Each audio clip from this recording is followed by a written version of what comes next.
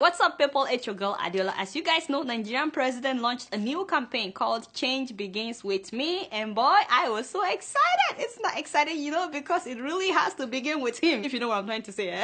So without further ado, these are just my recommendations, starting with Mr. President, of course, on how we can lead this change. Change begins with me. It's okay, you can thank me later. Boy, I give so many free advice on this show, but what can we do? Number one, Mr. President, in case you're watching me live and direct, sell those private jets like you promised. Will you sell those jets? I don't know why we need 10 private jets for Mr. President in Nigeria. I heard that you've spent more than 5 billion naira on maintaining the jets. I mean, that is just heck no. And then your spokesman said, no, it's not 5 billion, it's just 2.3 billion. I was like, what? Just 2 billion? That is more than $7 million to maintain private jets. And for God's sake, you don't need to set up a committee because you want to sell jets. Or are they not getting paid? I mean, the committee members.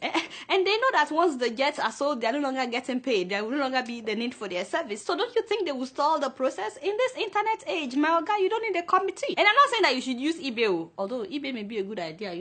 Never mind. No, it's not. But you don't need a committee. Number two, Mr. President, stop traveling abroad for medical treatment. Before you became president, you said that you will end medical tourism. Remember?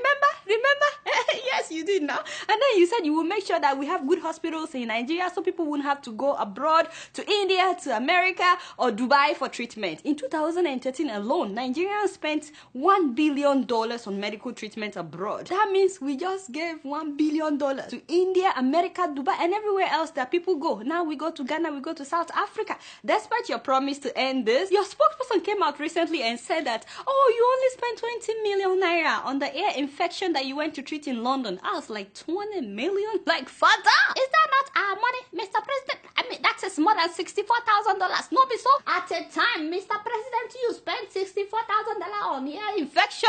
You see, father, these people still don't get it. They don't. That is different from the hotel accommodation and the expenses of taking a private jet to London. Now, since you came back, Mr. President, since you came back from London, what have you put in place to make sure that you won't have to go back to London to spend another 20 million in case you have another ear infection? So you understand? And have you started building ear clinic like the one that you went to in London? Have you started building one in Nigeria? Or can you at least buy the equipment that they used in London and put it at the Aso Villa Clinic? The one that we've been spending billions of naira to renovate all these years. Can you buy the equipment and put it there so that next time if you have any ear problem, you just invite the doctor from London, since clearly you don't trust Nigerian doctors, which is a shame.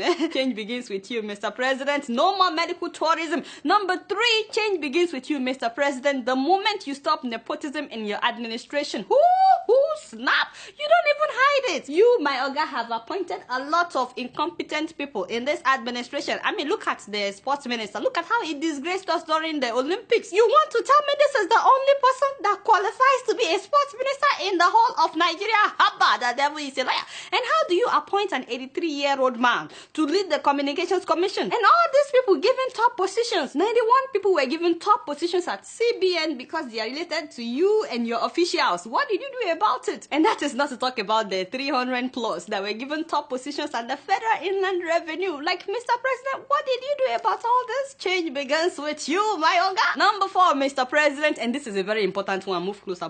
It's okay. Why on earth do we need 3.4 billion naira to launch this campaign called Change Begins With Me? Like, what? I was like, who that? Why do you need to spend money to launch this campaign? 3 billion naira. Allegedly, no. So you understand? Allegedly, but don't quote me. You are a celebrity on the internet. That is all you need. Your spokesmen have hundreds of thousands of followers on Twitter. You yourself have more than 500,000 followers on Twitter.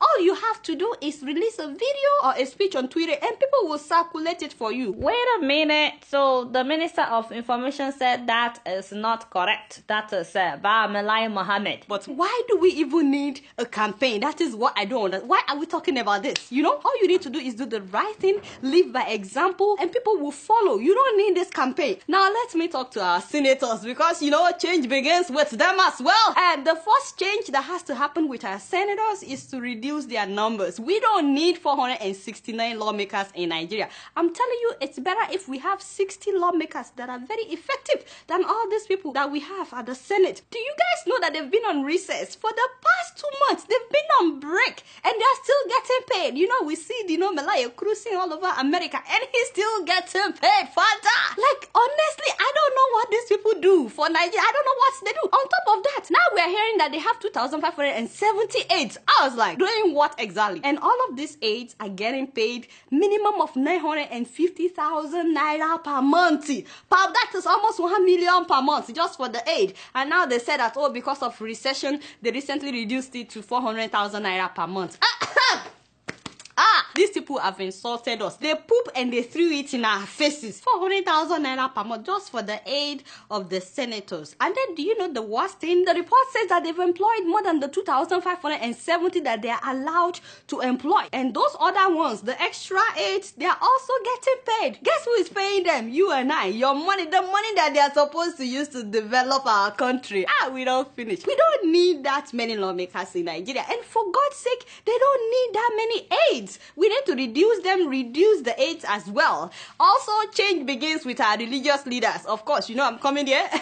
All those men of God that are very rich, riding private jets, riding fancy cars. You tell people that their breakthrough is coming. You tell unemployed members of your church that God will make a way for them. You just pray for them and you leave it as that. And then you turn around to ride in your own private jets and your fancy cars. Kai, I did not read this in the Bible. Even food, when people were hungry around Jesus, he fed them just food. How many churches are feeding the poor today in Nigeria? How many big men of God are helping the poor now in Nigeria? Lastly, change begins with us, the common people as well. Please let us stop worshiping politicians and religious leaders. Please stop worshiping them. They are human beings like you and I. By the way, touch not my anointed never referred to any minister in the Bible. That passage was referring to the people of Israel, the whole nation of Israel. So if you're a Christian, you're also anointed. And not only that, stop defending people that are stealing money just because they're from your tribe or from your hometown. A thief is a thief, and you'll be defending these people on Facebook, on Twitter. But do you ever think that you are where you are because of them? Do you ever think that Nigeria is where it is because of them? The gap between you and them keeps widening. They keep making money, they keep stealing money. You keep defending them. Some of you have never seen 1 million naira in your life, like with your koro eyes. You've never seen 1 million naira before, but you are defending people that are stealing billions of naira.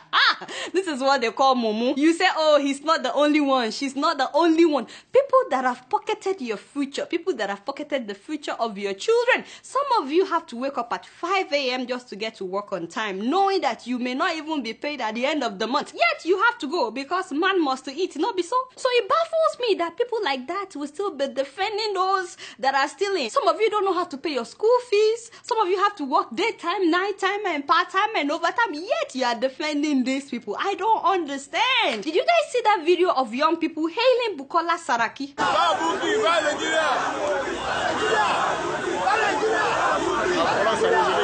See me say trouble. They are saying that without Saraki there will be no Nigeria. Hey, who is Saraki? You see, that is the mentality that I'm talking about. Look at these young Nigerians carrying placard in support of Patience Jonathan. They said that EFCC is victimizing the former first lady by freezing her bank account because of money that she cannot account for. Honestly, Faduma Daib says it best. That is the Somali woman that is running for president. She said that if we sit back and believe this hype that we are the leaders of tomorrow, we will not have a tomorrow to lead. And I believe it. If we just sit back and let these people rob our country like they're doing and let them get away with it, there will be no country for us to lead tomorrow. Anyway, you guys know I don't know much. Guess what? I'm just keeping it real.